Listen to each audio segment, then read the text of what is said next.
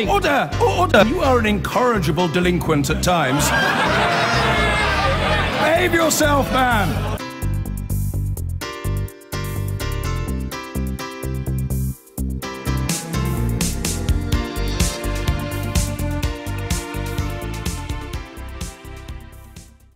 Now, America's Black Lives Matter campaign started with a three-word phrase in an activist's Facebook post. Today, those words, which became a movement, inspired a protest on this side of the Atlantic. Campaigners chose the 5th anniversary of the fatal shooting by police of Mark Duggan to stage a series of demonstrations around Britain. One of those protests angered holiday-bound families by blocking access to London's Heathrow Airport. Our reporter Simeon Brown is at another protest in East London tonight. Simeon. Today, the Black Lives Matter movement made its biggest mark in the UK. Now, as you know, the Black Lives Matter movement began in America in response to the number of African Americans killed by law enforcement. It began as a hashtag online. It's now in the UK offline, but its presence here raises several questions. Firstly, is there a need for the same thing here in the UK? Secondly, what does it tell us about growing divisions in this country? And lastly, are their tactics effective? Today, up and down this country, we saw mass acts of civil disobedience that began in Birmingham, in Nottingham, protesters lay across the tracks of trams, and here in London, perhaps, before this protest took part, there was a huge act of disruption, probably the biggest yet. Holidaymakers on their way to Heathrow? No, as these drivers would soon find out, this group had no plans to go anywhere. This is the Black Lives Matter movement that swept across America in response to police violence. It's now in the UK. The banner said, "This is a crisis," a slogan that may have meant something different to those caught in traffic, like this man who decided he was taking the banner home. Before the police arrived, he wrestled it away, before he returned to his truck, with some applause. So is this the movement Black Britain needs? Why are you here? You got no comment. I mean, you've called everybody down here. You've blocked traffic, and now you're saying no comment. You can talk to other people. Why can't I talk to you? So I did. So people have shut down this road in response to the epidemic levels of black deaths in this country.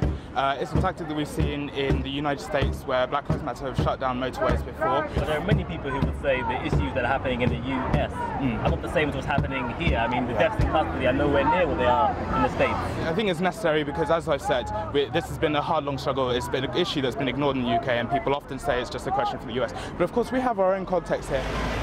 So these protests have been called in England's 5 biggest cities, and they fall on the anniversary of Mark Duggan's death. Riots swept through England 5 years ago following the fatal shooting of Mark Duggan by police officers. Deaths by officers are still a major area of protest, but whereas over 150 African Americans have died in the US this year, what do the numbers look like here? According to the charity Inquest, since the start of 2011, 13% of the 172 people who have died in police custody or following police contact are from a black or ethnic minority background. That's a bit less than Britain's BME population. But past research suggests that black detainees made up almost 1 in 4 of deaths involving restraint, and are 4 times more likely to be in the criminal justice system. But is this kind of protest the most effective way to win support? I think that it's necessary, but I don't know why here or now. But they say they're trying to capture the attention of the public, and this is the way of doing that. Oh yeah, it's a really good way to do it. I agree with it. This, in my opinion, isn't the right place or the right time to protest, because there's people on the coaches that want to catch flights, you know, they're doing it, they're going about it the wrong way. What do you make of this protest? Oh, it's madness, mate. They need to go and get a job, don't they? But they would say they're trying to capture your attention. Well, they've caught it, haven't they? They've caught every single person here attention. Even if this protest has not won everyone's support, it's captured the headlines in the name of black Brits who have died in police custody. Many of the deaths in custody these campaigners are protesting about are historic cases. Some of them go back over 20 years. But the wave of protests in America has infused a new generation here. Today they promised to shut down Britain. They succeeded in shutting down this part of the M4. And they say this is only the beginning, and that Britain is heading down a new road of militant protest along the lines of race. Simeon Brown reporting. Well, in a moment, we'll be discussing Black Lives Matter UK with one of its activists and a woman who works in youth engagement. But first, there have been dramatic developments in Chicago over the shooting by police of 18-year-old Paul O'Neill a week ago. The death of the young African-American had resulted in protests in the city. And today, the police released their own video of the incident at the request of the young man's family. Harry Smith reports.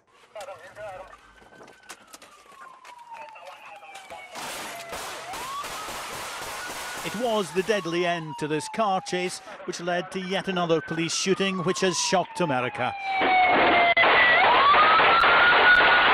Pictures taken from police body cameras have been released just days after the incident. It ended with the death of 18-year-old Paul O'Neill. He was shot in the back, allegedly fleeing from a stolen car. The pictures show a chase on foot through normally quiet suburban backyards. A scene of chaos and confusion. Your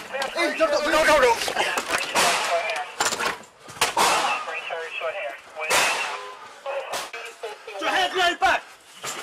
Shoot at us. Hey, you okay, man?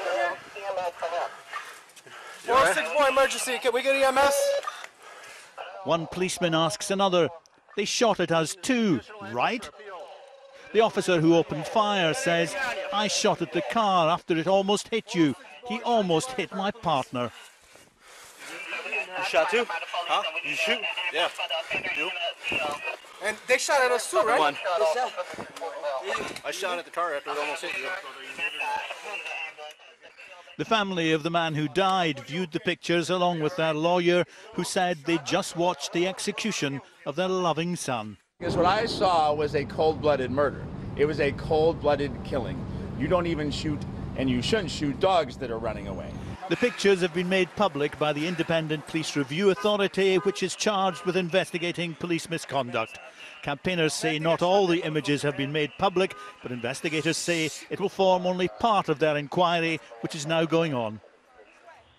Well, I'm joined now by Adam Elliot-Cooper, who's an activist with Black Lives Matter UK, and by Aziza Francis, a former regeneration officer with Lambeth Council and a youth engagement specialist. Adam, let me start with you. I mean, that Chicago footage that we've just seen is truly shocking. Can you imagine anything like that happening here? I mean, it is very, very harrowing footage, and I really wish that there was this kind of footage when Mark Duggan was shot, when Jermaine Baker was shot, when Azelle Rodney was being shot, in the hope that we wouldn't have to go through the very long inquiry process that we have had to, and the families had to struggle as long as they have had to in order to try to get justice for those killings. Well, you mentioned those killings, but if you look at the figures, in the States, 156 black men and women killed so far this year by the police. Shocking number. One here in the UK, one too many, sure, but isn't a different campaign needed here? Certainly, and a different campaign is taking place here. In the last 8 months, 3 black people have died at the hands of the states, perhaps more. Sarah Reid, Ez Mohammed, and Jermaine Baker, as I already mentioned. And so, yes, this is a different context, but it's not a coincidence that black people are dying on both sides of the Atlantic and disproportionately representing the criminal justice system at both sides of the Atlantic. Aziza Francis, is Black Lives UK getting it right? Is it doing a different enough campaign, in your view? In my view, I feel that Black Lives Matter UK have done amazingly well by bringing people together, bringing the community together, raising awareness globally. I think it's a great marketing tool to get your voice heard by the people all over the world as to the issues that are happening. However, I think there's a slight confusion as to what the agenda is and what are we asking for. On the 8th of July, there was a huge march from the South Bank with loads and loads of different young people coming out and saying, you know, Black Lives Matter.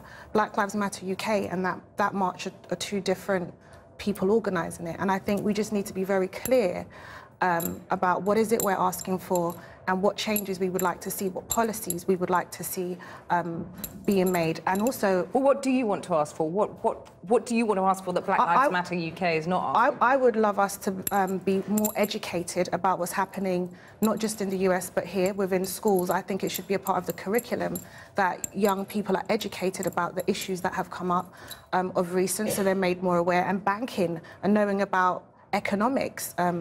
You know, that's how we would get power to make change. With no funds, no money, and no understanding of our own economy, what changes can we make? Adam, focus on those changes rather than killings. I think there are a number of different issues. The first, of course, are the killings at the hands of the police. And the other are issues relating to immigration, which is why we had the protest at Heathrow earlier this morning. So we have cases such as Lukman Okosi, who's facing deportation at the moment back to Nigeria, where he faces almost certain death due to health complications. And there's also a third issue as well, which is kind of wider issues of racial inequality. So many people involved in the Black Lives Matter network work in education, or are youth workers, or advocates, and those types of things as well. But Aziza says Black Lives Matter UK should described as a marketing tool. Is it any more than a fashionable hashtag? I would say that the three words Black Lives Matter are very powerful. Is a very powerful slogan that captures people, captured people's emotions. That's in a because really... Black lives do matter. But when we're talking about Black Lives Matter UK, we need to be clear about what are we asking for. We need to be educated as young Black British people with regards to what our issues are. What policies would we like to see change? We would like to be educated around economics and finances to enable us to have a better future. As we speak, people are gathering in East London in a mass protest that's, where breakout groups are having educational sessions with young people, old people, Black... Who knows about this? This isn't trending. These sessions and groups are currently not trending. So I mean, they're not getting the publicity? Yeah, they're not getting the publicity they need. So to march, that trends. To show up in peace and love and harmony, that trends, and that's great. But in terms of the action, what happens after the march? After we march, what happens next? The Black Lives Matter UK network is news to me. Black Lives Matter UK marching is separate. So I think we need a lot of support in bringing it all together and being very clear about what is it we're asking for. I think our voices are being heard. We're raising a lot of awareness, but we need to say, this is what we want. These are the changes we need to see. Adam, are the tactics that you use today, are they in danger of being divisive? You know, a lot of people going on holiday, a lot of people might want to rally to your cause. They might think twice after today, perhaps. A number of different tactics have been used for many, many decades in this country. So you have organisations like the Monitoring Group, who monitor police misuse of power and police racism and other forms of racial violence. You have the United Friends and Families campaign, who take legal action through the courts to try to get justice for those who have died at the hands of the state. You have educators, youth workers, many different avenues. This is just one of many different avenues of resistance. And I think one of the reasons it's come to this quite, perhaps you might argue, is an extreme form of radical protest, is because many of these avenues of resistance have not brought about the necessary changes for the Black life and Black dignity that we all deserve to be fully recognised in this country. Adam Elliot-Cooper and Aziza Francis, thank you very much for joining me.